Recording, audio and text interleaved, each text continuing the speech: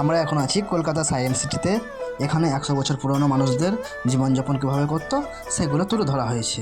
আপনারা এখন দেখুন কীভাবে মানুষরা জীবনযাপন করতো, কীভাবে তারা লোহা দিয়ে পেঁচিয়ে তাদের অলংকার তৈরি করতো এবং তারা কীভাবে কবিরাজের মাধ্যমে চিকিৎসা করতো।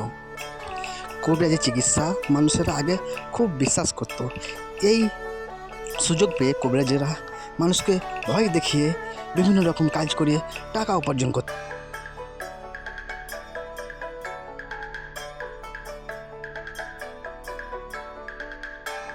আয়ুর্বেদিক চিকিৎসা ভারতের এক প্রাচীনতম চিকিৎসা। এই চিকিৎসার মাধ্যমে ভারতবর্ষের মানুষের অনেক অসুখ বিসুখ রোগ সারানো যেত।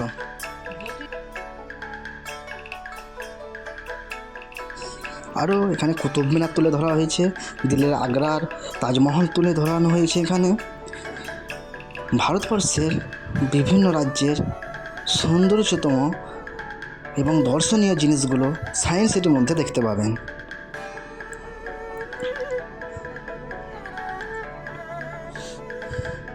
আপনাদের সঙ্গে আমি আছি, আপনারা দেখতে থাকুন। এরপরে আপনারা দেখতে পাবেন কিভাবে মানুষেরা আটা পিষত, গমকে পিষে আটা বের করতো। দেখুন, এটা গম পিষে আটা বের করা মেশিন দেখতে পাচ্ছেন।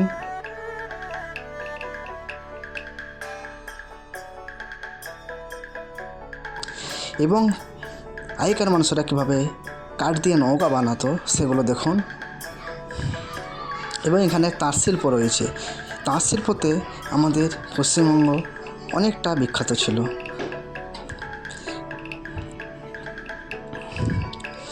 এখানে তাবলা, ঢোল এবং গিটার, আগেকার মানুষেরা যেভাবে গান বাজনা আসর তৈরি করতো, এই জিনিসপত্র।